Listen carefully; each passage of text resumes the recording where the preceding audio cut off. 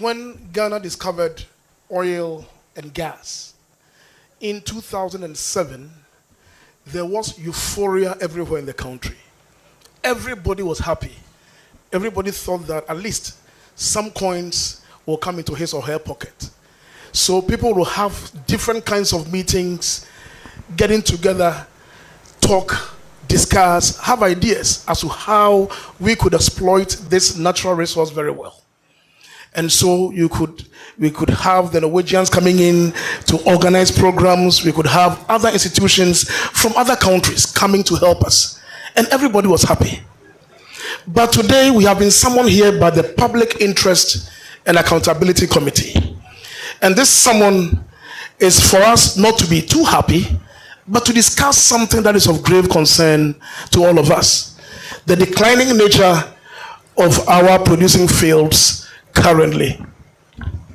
Beloved, this is a concern to all of us, and I'm very much happy that PIAC latched on this very situation and decided to put this meeting together. This is a technical consultative workshop. We have invited many people from different institutions with different backgrounds for us to come, have discussions, put ideas together as to how we can reverse this negative trend we are experiencing in our country today. I will not take the words out of the person to do the welcome address, but before we do the welcome address, I would want to invite here the coordinator of PIAC to come and introduce to us the members of PIAC. And as he comes, let's clap for him. And I would also want to mention that we have some partners that have supported PIAC to put this together.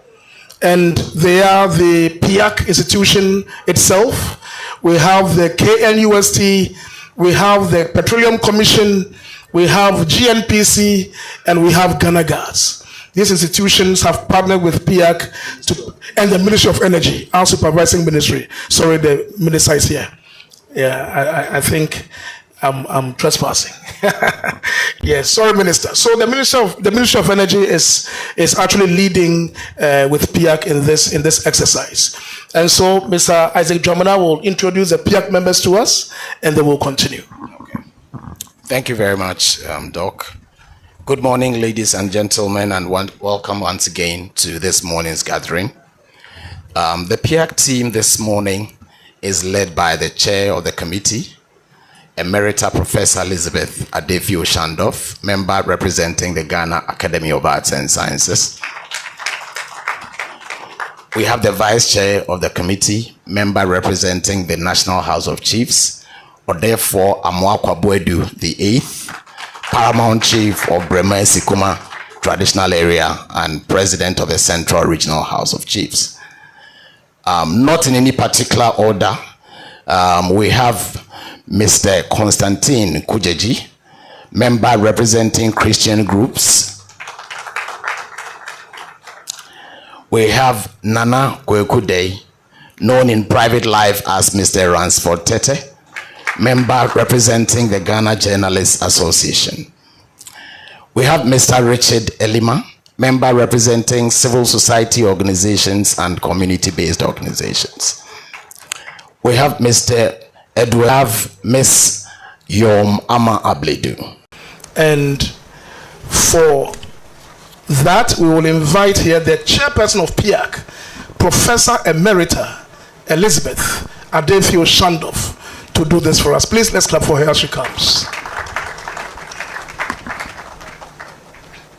Ma'am, let me give you an escort. Very well.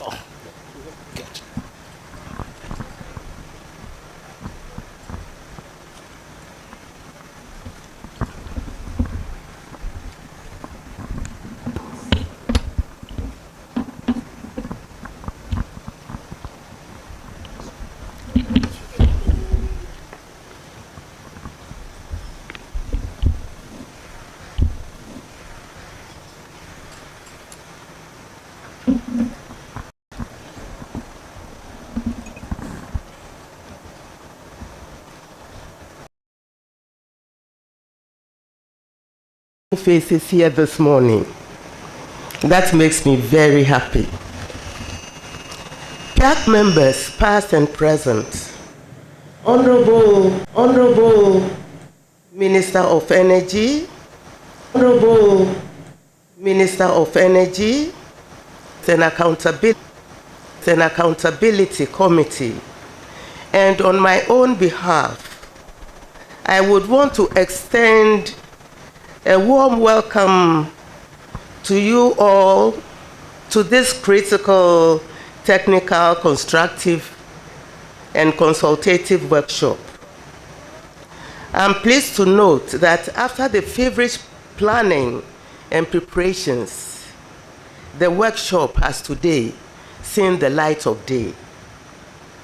I would like to begin to extend a warm welcome to our 5 partners, namely the Ministry of Energy, the Ghana National Petroleum Corporation, the Ghana National Gas Limited Company, the Petroleum Commission, and the Kwame Nkrumah University of Science and Technology, not only sharing in the vision to create a platform to discuss this all-important, a few who have responded our call to be here today.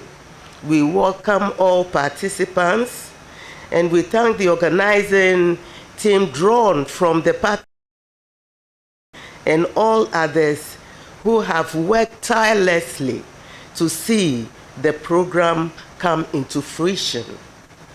Distinguished ladies and gentlemen, since the production of commercial crude oil production in 2010, Ghana has made significant strides, starting with establishing a well-defined regulatory framework.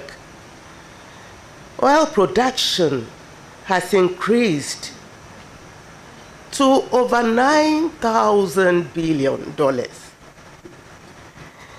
And current production, that is 2023 production, stand at more than 48 million barrels. There have also been infrastructure development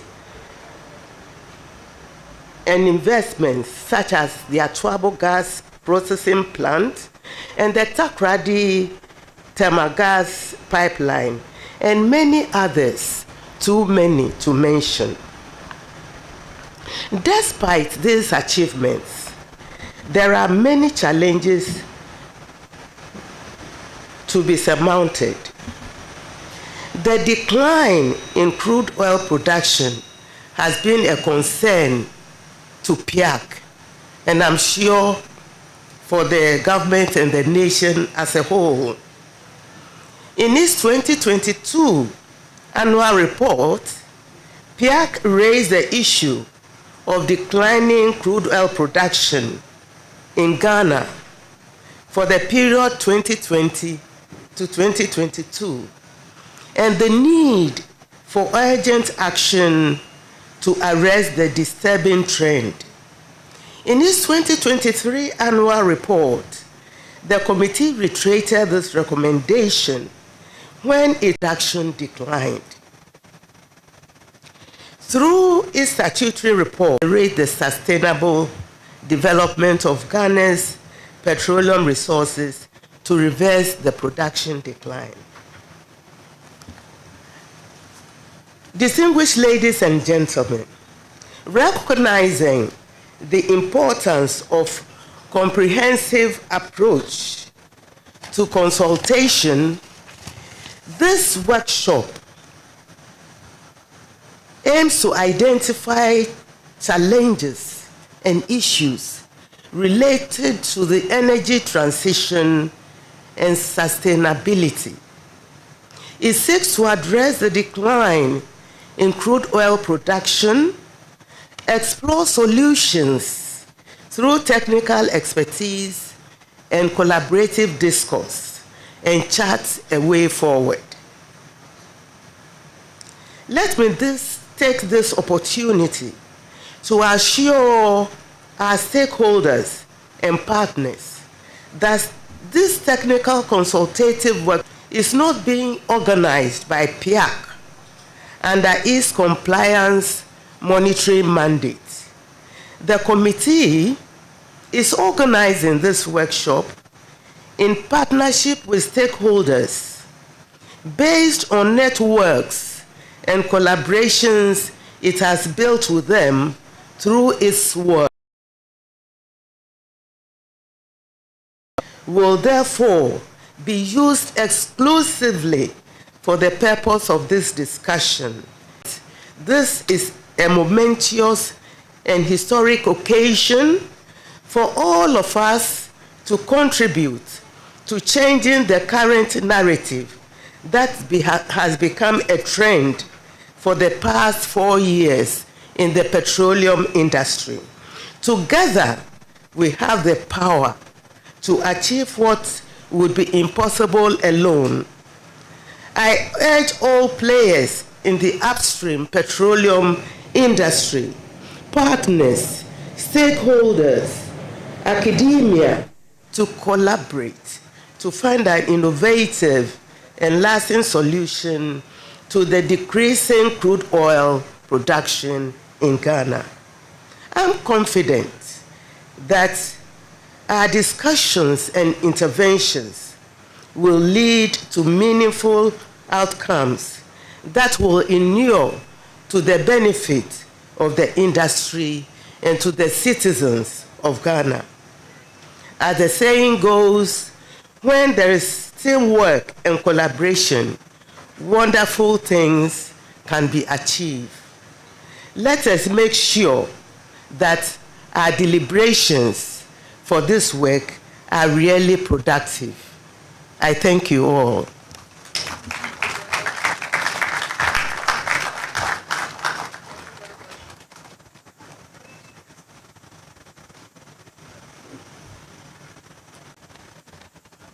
Thank you very much, Professor Emerita Shandorf, for the warm welcome address. Indeed, as you mentioned, this is a momentous and historic occasion for professional minds to come together, discuss, share ideas, and reverse this negative trend. And as you express their confidence, I am also confident that something good will come out of this workshop. Thank you very much, Prof. And beyond what we do traditionally, and especially for the fact that this workshop is very important, we need to have someone to be in chair and be responsible, more or less, for everything that we do here today and tomorrow. And so we have here in our midst Miss Jessica Achampong, who is the Senior Communications Officer at PIAC, to come and introduce the chairman for today's occasion. Let's clap for her as she comes.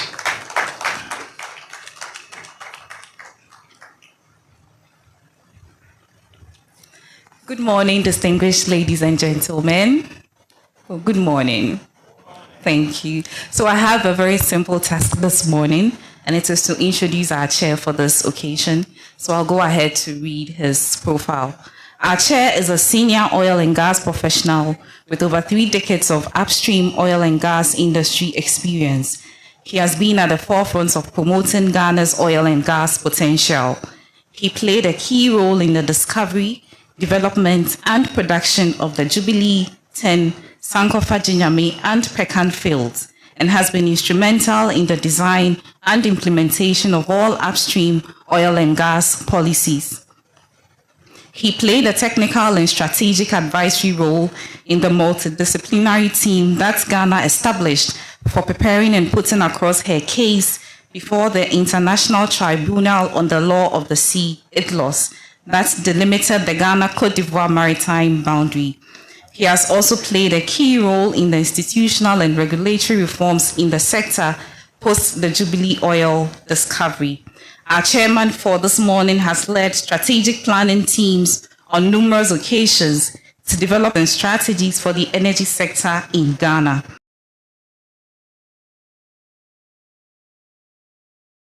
Into the petroleum industry and the drafting of a blueprint for Ghana's petroleum industry.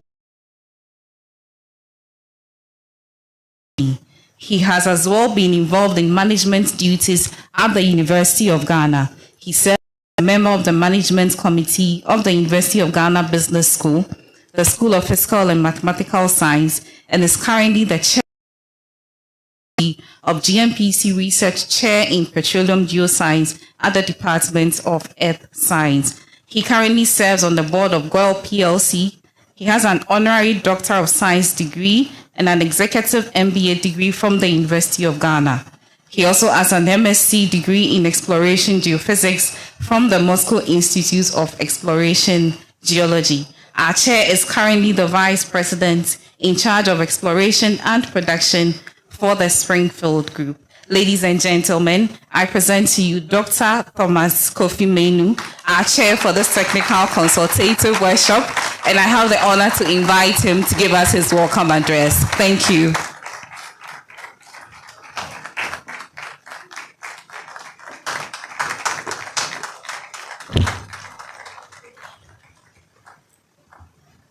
Good morning.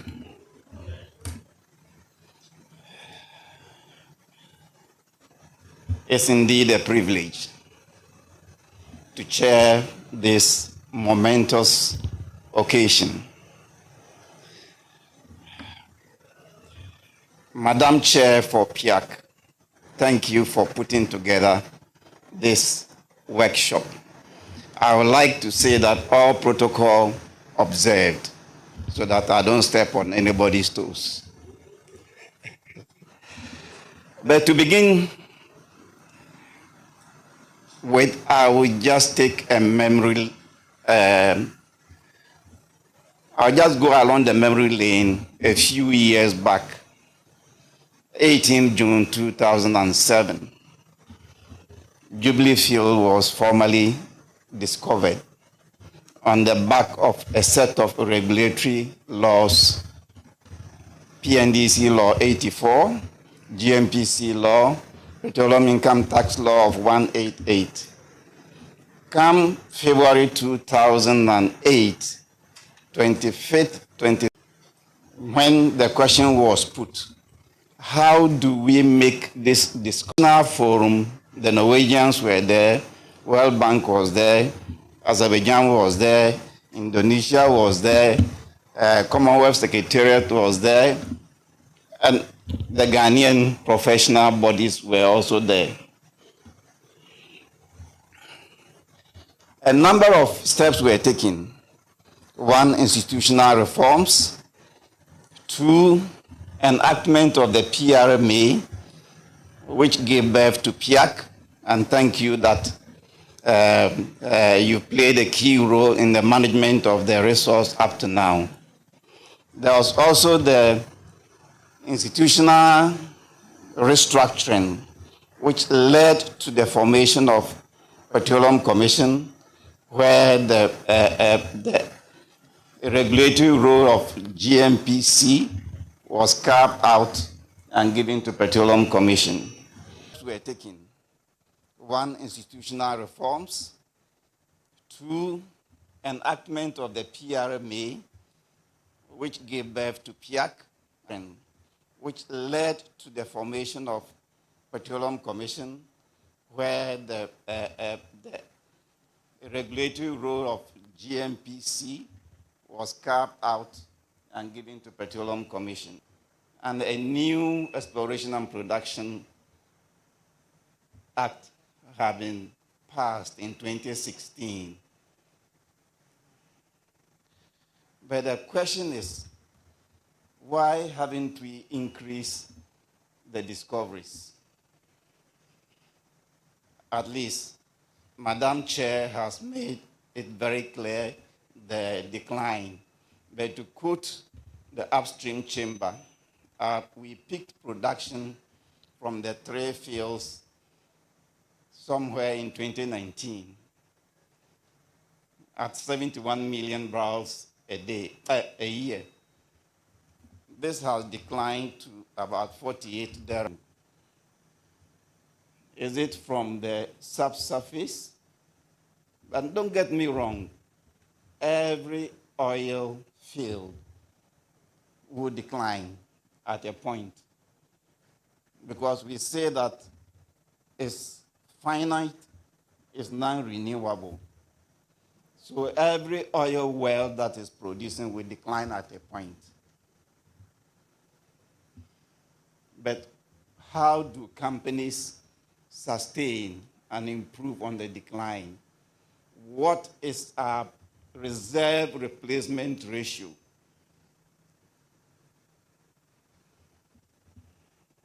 How have we managed the resources? Is it that the oil down there has finished? No. What has been our production practices? Do we have other areas like in the Eastern Basin, Central Basin, Voltairean Basin that we could invest in? Why are we not investing? Can we improve on what we are producing today, at least to limit and arrest the decline? Because if you don't do it, it will continue going down. So these are critical issues that we must confront. And it's not only in the subsurface or additional investment.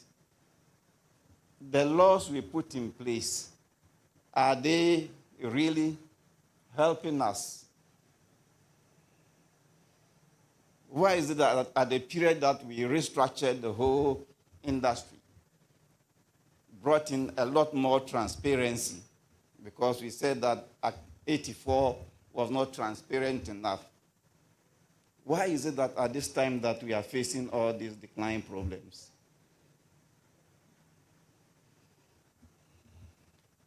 But it's not all that gloomy. From the program that has been outlined, it's designed to tackle all these issues.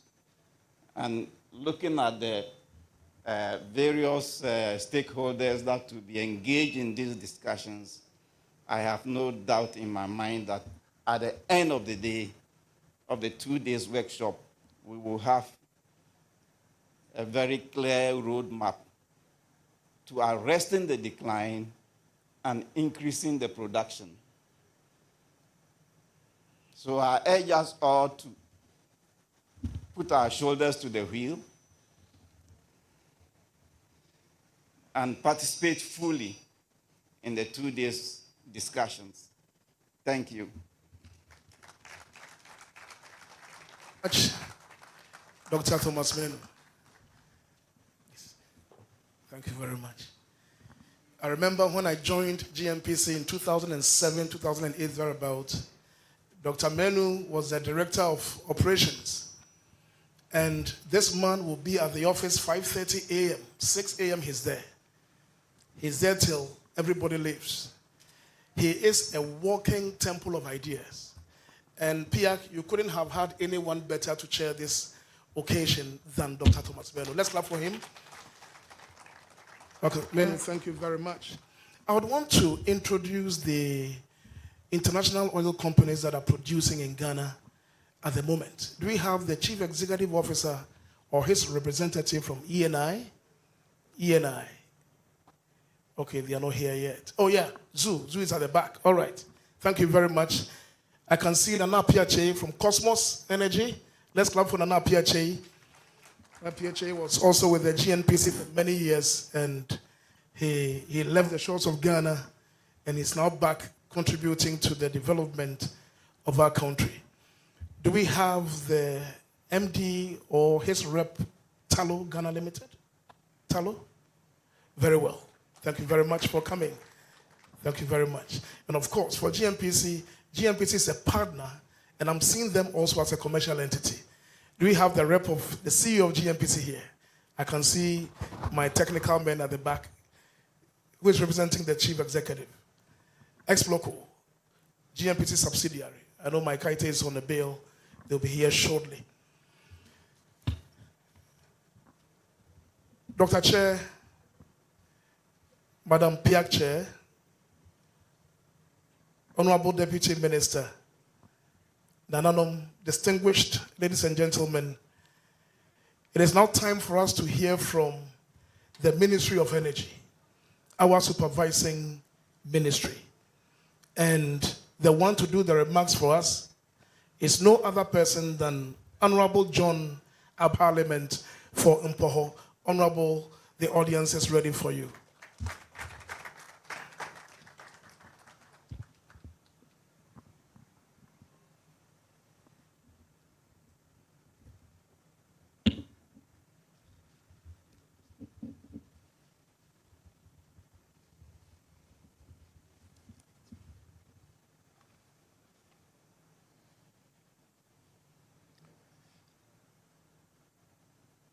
My able chairman, Dr. Menu,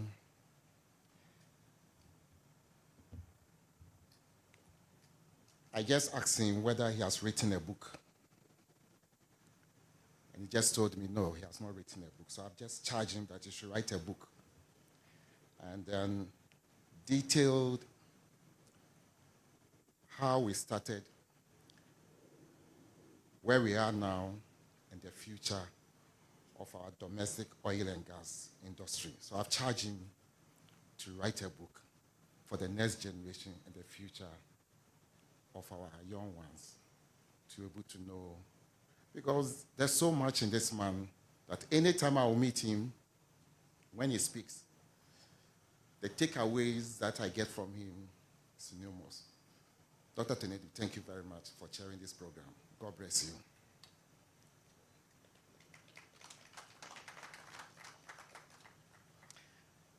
So let him go straight to the reason why I'm here. The chair of the Public Interest and Accountability Committee,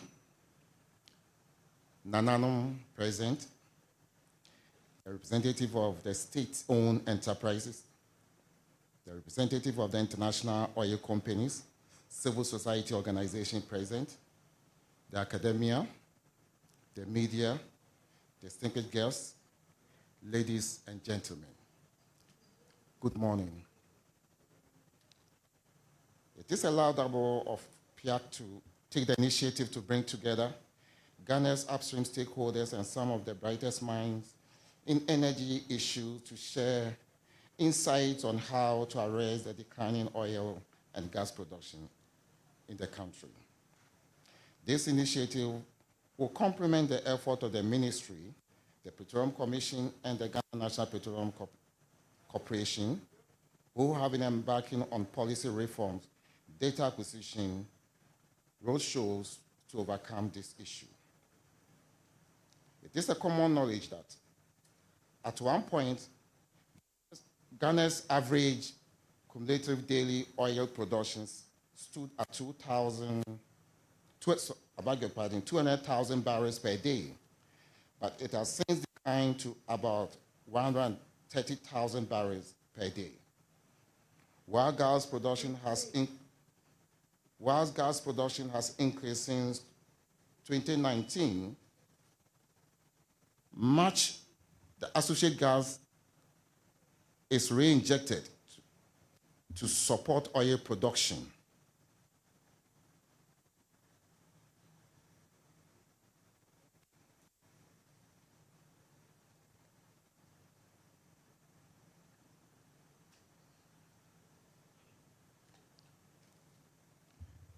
The decline in production is not only due to natural factors, but also technical issues within the field.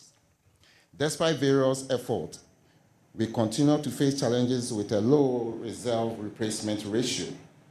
Additionally, internal factors such as the nearly 2 years global pandemic and the shift in focus towards the energy transition have affected our ability to attract investors. These factors have, to some extent, hindered the license ability to fulfill their mandatory work programs, although the capability of some of these licenses have also been called into question. Ladies and gentlemen, the foregoing is a testament to the unique challenges confronting the domestic oil and gas industry. The global energy transition, reduced capital for hydrocarbon projects, and shifting market dynamics are also dictating the pace for oil and gas exploration and production. Unique solutions are imperative to combat the issues at hand. Over the past few years, the government of Ghana has been diligently working to identify opportunities that can accelerate oil and gas production. A key focus has been recognizing the vital role of seismic data in bridging the gap between attracting investors and successful exploration activities. To this point, we have developed targeted policies for the onshore sector and launched initiatives to expedite oil and gas exploitation. We are also empowering the National Oil Company to take leadership in the onshore exploration and seeking regional partnership for financing the oil and gas sector. Additionally, we are collaborating to develop regional infrastructure in the gas sector to encourage the use of natural gas in the region. In the midst of the identified challenges lies opportunities for growth, innovation, and for doing things differently. In our deliberation as stakeholders, we must seek to unlock these opportunities to not only address the current issues, but to pave the way for lasting solutions to our oil and gas exploration and production issues. It is about figuring out the way forward and rolling up our sleeves to turn the tide. How do we keep the upstream sector thriving and not just surviving? How do we make sure that Ghana remains a formidable player in the energy space, creating value for our people and the generations to come? I expect that at the end of this workshop, we will find the answers to these questions. The workshop should be the solutions that will ensure the oil and gas industry continues to contribute to the country's GDP and support economic development. Thank you for your attention. I wish you a fruitful technical consultative workshop. May God bless us all. Thank you very much, Honorable John Abamsani, the Deputy Minister for Energy. Thank you very much for addressing us this morning. He's also a Member of Parliament for Mpoho. Distinguished ladies and gentlemen, at this time we're going to hear some short remarks from our partners, those who have partnered with PIAC to put this together. And the first to be called is KNUST, Kwame Nkrumah University of Science and Technology.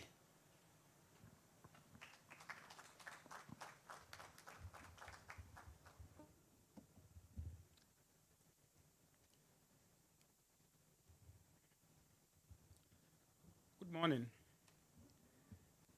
The Chairperson, Chair of PIAC, Honorable Deputy Minister, Nana, CEOs of fellow academics, all protocols observed. Let me say that.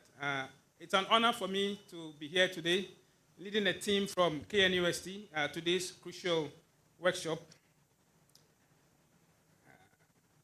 I bring you greetings from the Vice Chancellor, Professor Mrs. Rita Akufo-Addo. As we gather to discuss the recent decline in crude oil production today, it is important for us to note that we are here to learn, we are here to serve, and we are here to build a stronger future for our oil and gas industry. Indeed, oil production decline is a natural aspect of the life cycle of every oil and gas field, and our chair has raised quite a number of questions. Indeed, over the past 14 years, our industry has achieved remarkable successes, particularly in areas like local content and participation. Our industry is predominantly operated by our own local workers who have done very well to maintain and grow the sector, and no one could have done better under the circumstances, and we should be very proud of the effort they have made so far. As we move forward in our discussion, esteemed Chair, I'd like to encourage all of us to approach this challenge with a mindset that is open to finding solutions. The decline we face is not unique to our industry or our country alone. It is a challenge that is experienced by many oil-producing nations worldwide. And for industry players, this may mean reduced output and potential financial strain. For government sector agencies and regulators, this represents a challenge to economic stability and also national revenue. And for academia, it highlights a gap in research and innovation. So let me point out the vital role of academic research in our industry, which is a critical aspect that has often been overlooked. For too long, esteemed Chair, the Ghanaian oil and gas sector has operated without a robust local research and development program. This gap may also have contributed to the challenges we are facing today, including our inability to foresee and mitigate the production decline. Academic research, esteemed Chair, which is a systematic process of inquiry that aims to solve problems, innovate, and generate new knowledge, differs from industry work experience, which focuses on the practical application of existing knowledge. While industry experience is invaluable, it cannot replace the unique insight and long-term problem-solving capabilities that academic research brings.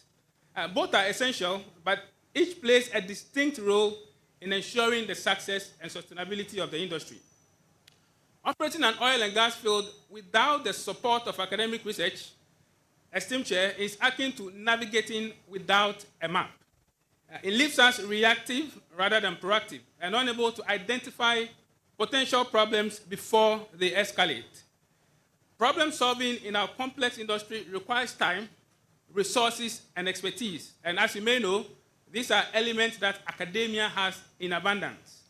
Our universities are filled with experienced researchers, quality postgraduate programs, and valuable laboratory resources, all of which are underutilized in addressing the challenges we face. Academic research is not about replacing the experience of our industry professionals, rather it complements and enhances it. And so by integrating research into our industry practices, we can develop innovative solutions that experienced workers alone might not have the time or resources to explore.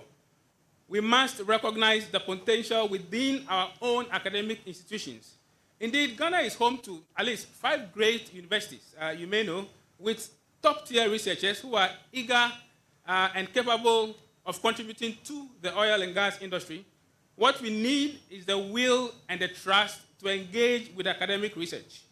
If we start to actively involve academics, esteemed Chair, we will not only attract experienced researchers to stay or return to Ghana, but would also maximize our resources as minimal funding can yield significant results. The continued research in external funding, the continued increase, in external funding to Ghanaian researchers. We do receive quite a number of grants from outside, and that is a testament to our reliability and our ability to deliver results. To get the best out of us, we must adopt the same rigorous processes that external funding agencies use, and that is transparent proposal evaluations and merit-based funding. We have developed numerous policies and programs to support academic research in the past, but implementation has been quite poor. And so today, I urge you to make a commitment to start putting these plans into action. Companies should contribute whatever resources they can to kickstart this collaboration between academia and industry. And by integrating academic research into industry, we can better anticipate challenges, develop innovative solutions, and ensure a more resilient future for our industry. Esteemed Chair, as I conclude, I hope that we can leave this event with 3 key takeaways. 1, it's an encouragement that we can overcome the challenges we face. 2, it's an empowerment with the knowledge and tools to address them. And then 3, a shared enthusiasm to take a decisive action. Together, as representatives from academia, from industry, from civil society, and government, we all share responsibility for the solutions we seek, and I'm confident that we can rise to the occasion. Thank you very much.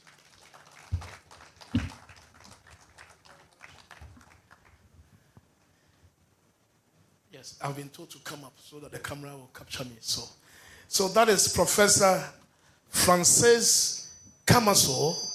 He's a dean of the Faculty of Mechanical. Next to be called is the representative of the Chief Executive of the Petroleum Commission, Mr. Vincent Yankee, who is the Director of Finance, to come and give us his remarks. Let's clap for Vincent.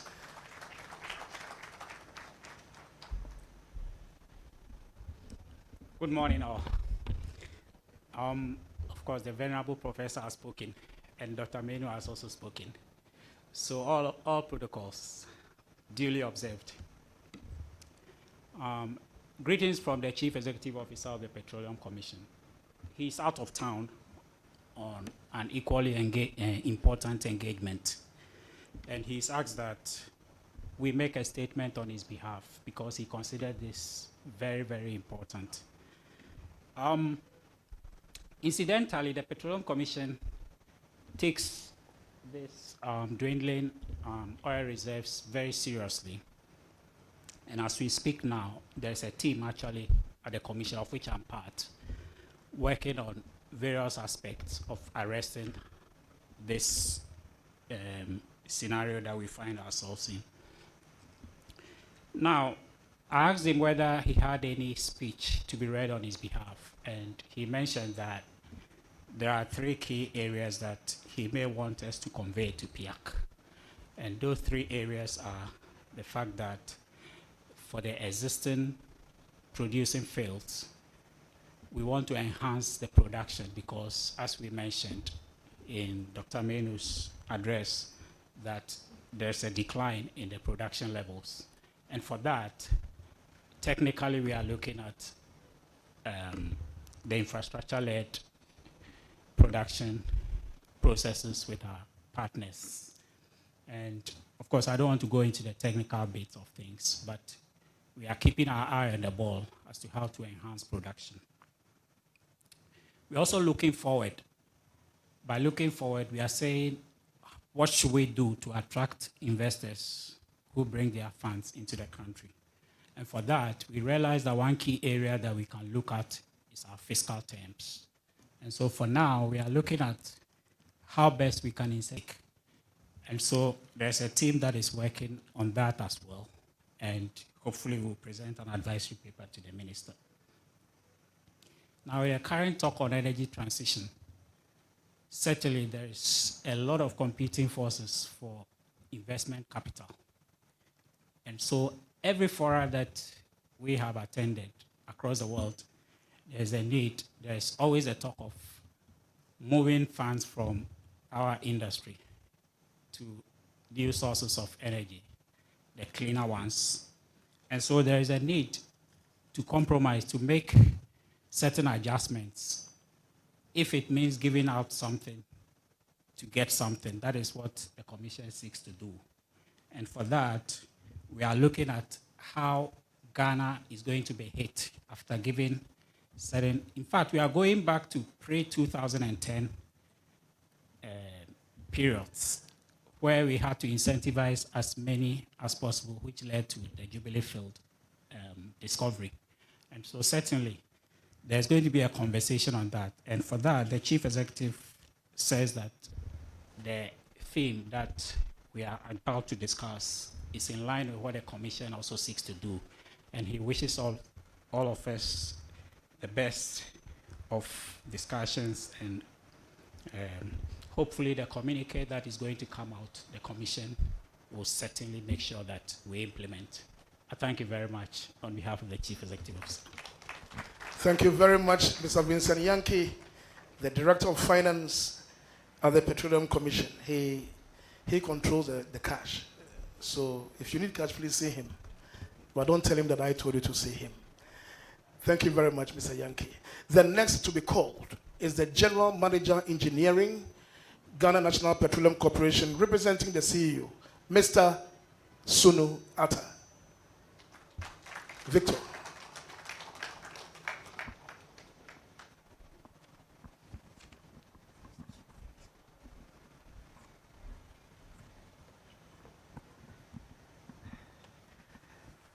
Good morning, Honorable Minister, PURC executives, our partners, Talo, Cosmos, and the rest.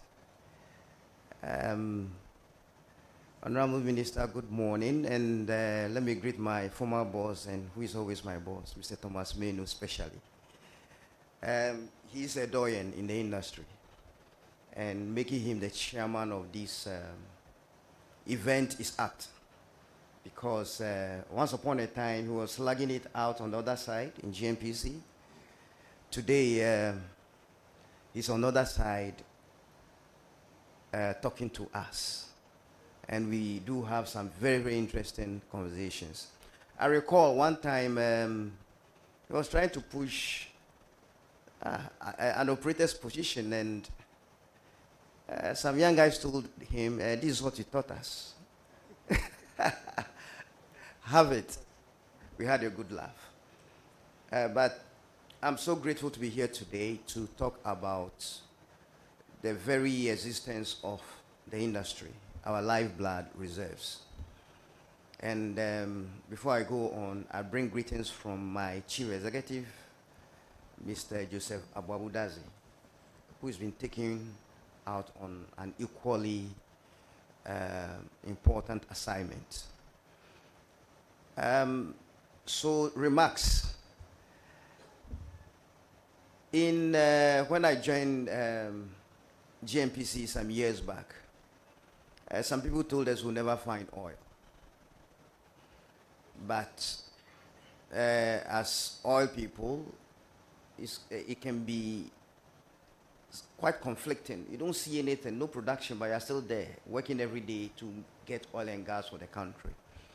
And it was more important because our oil and gas bills those days, I would say oil bills those days was quite high, and was a huge chunk of the economy. Then come 2007, they had a huge commercial fine. Something so big that we ourselves couldn't believe it. 15 kilometers long, 5 kilometers across, no closure. The risk became a blessing, the no closure. And the Jubilee field was born. And today, we are producing from that field, which is giving us all we have. And we built an FPSO, or floating production storage and offloading vessel, so quickly that we need to babysit it, because it was done so quickly with little data. And up to today, Talo, the operator, is doing a good job, but still keeping that infrastructure going and producing the oil and gas we need. In fact, that discovery unlocked the sub-region, and there were other discoveries following it, not just in Ghana, but in other countries. Today we are here. Jubilee has served us well. 10 came online. Jinyami Sankofa came, and we had a dream that every 4 years we'll be developing. But unfortunately, the 4 years was just 3. Jubilee 10 and Jinyami Sankofa. Pecan were hoping to develop in 2020, 2021, but we all knew what happened, and it's still challenged up to today.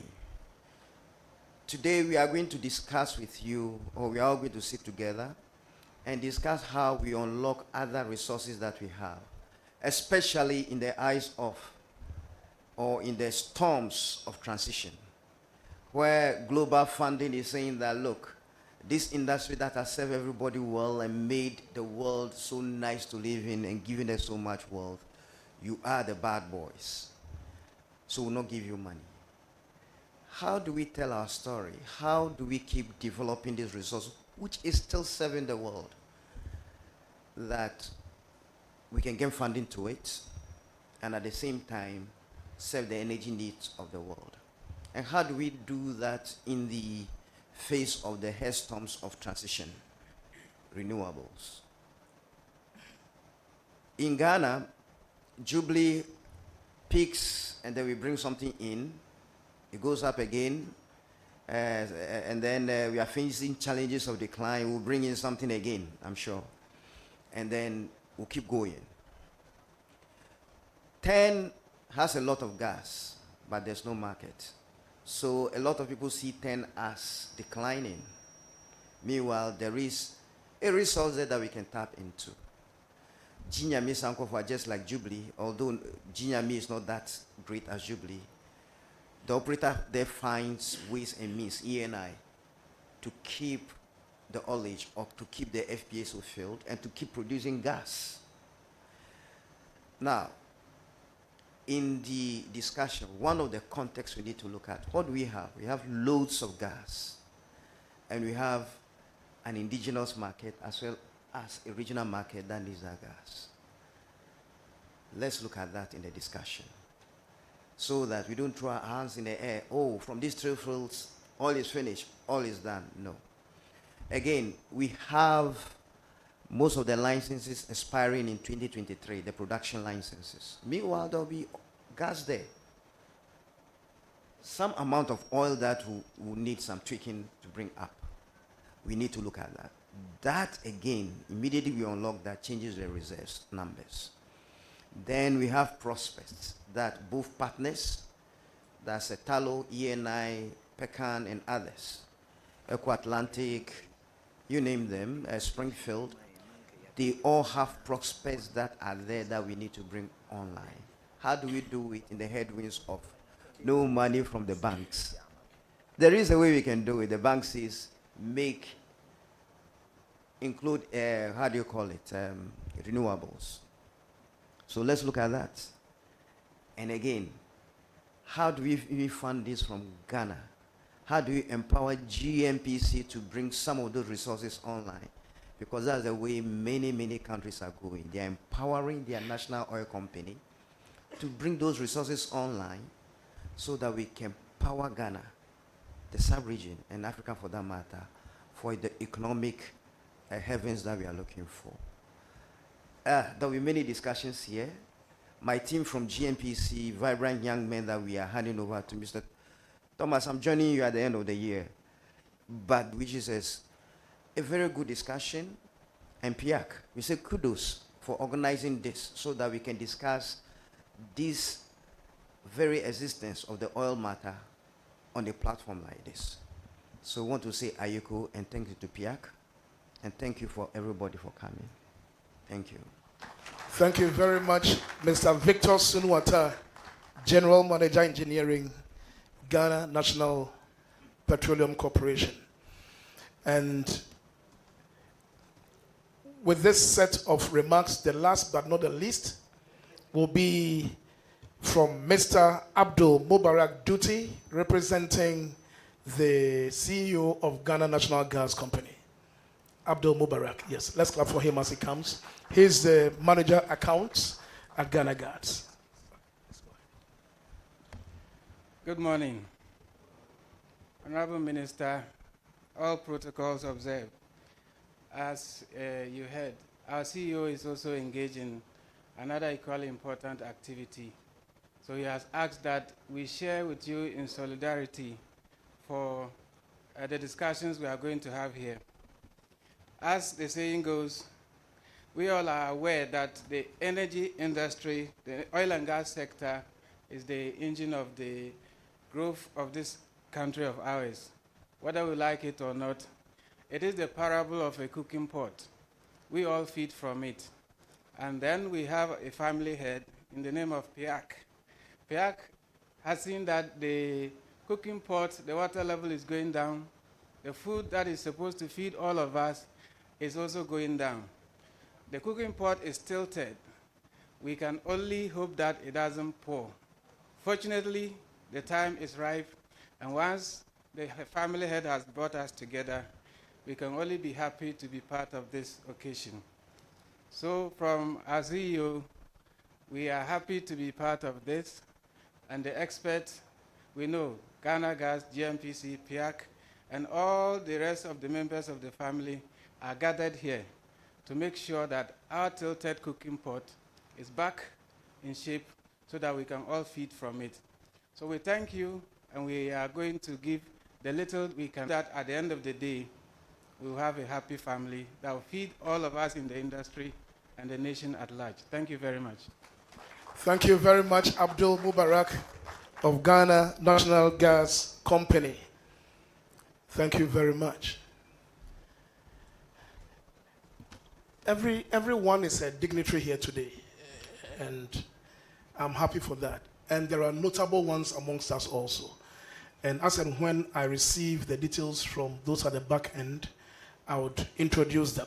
But I can see Dr. Mantiao, who is a former PIAC chair with us. Dr. Mantiao, in fact, anytime we see her after she left us, we get so happy.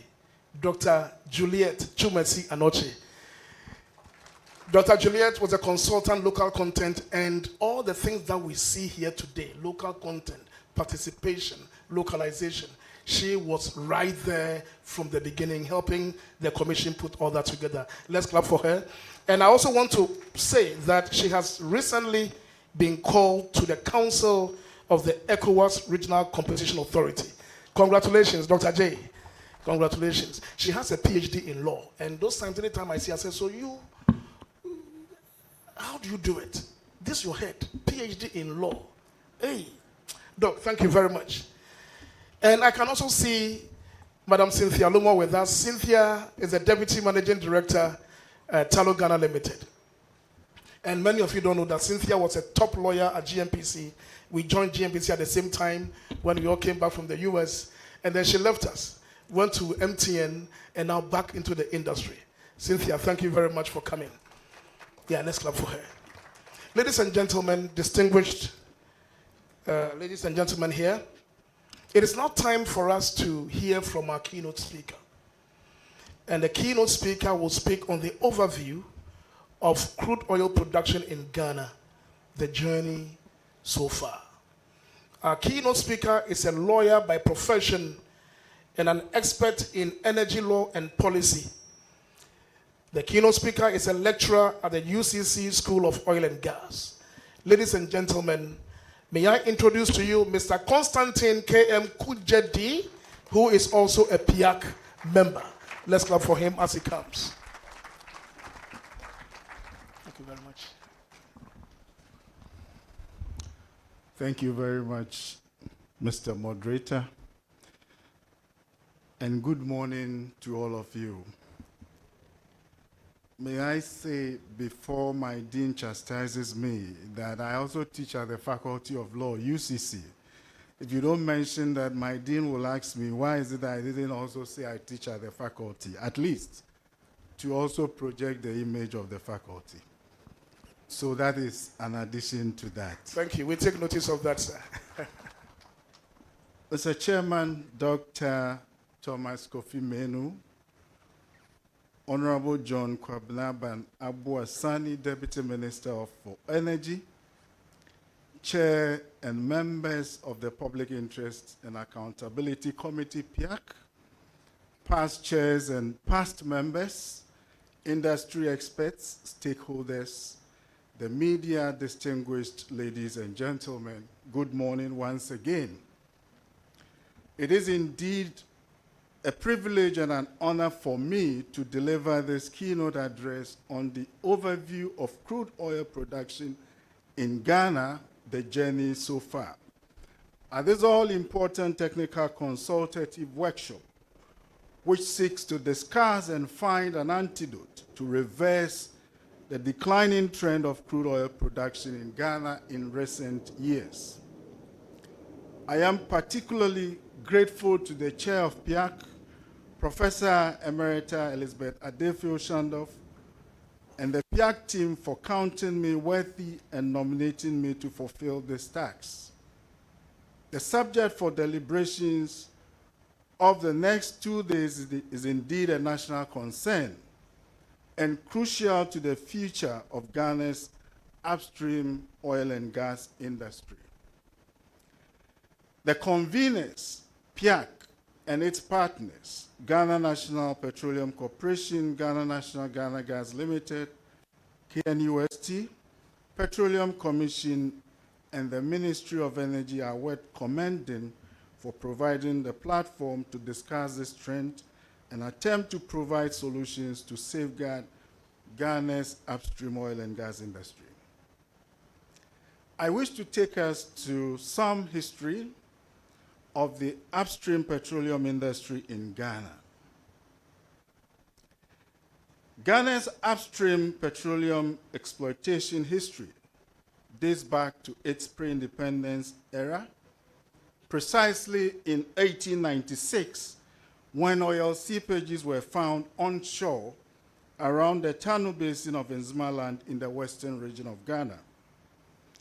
21 shallow exploratory and subsequently production wells were drilled without the benefit of detailed geological understanding or subsurface data by the then West African Oil and Fuel Company between 1896 to 1903 in the Takinta concession, with a depth of 35 meters, with a production of just 5 barrels a day between 1896 and 1897.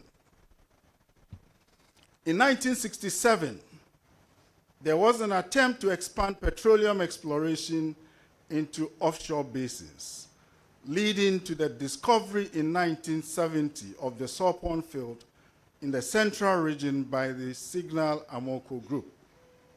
The field was estimated to hold commercial quantities of hydrocarbons, and the discovery marked a major milestone in the development of the country's oil and gas resources.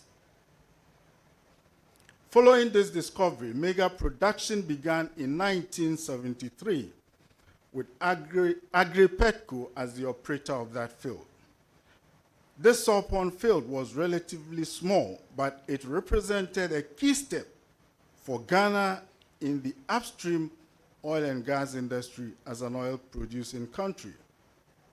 Production was as low as 600 barrels per day, making it economically less viable.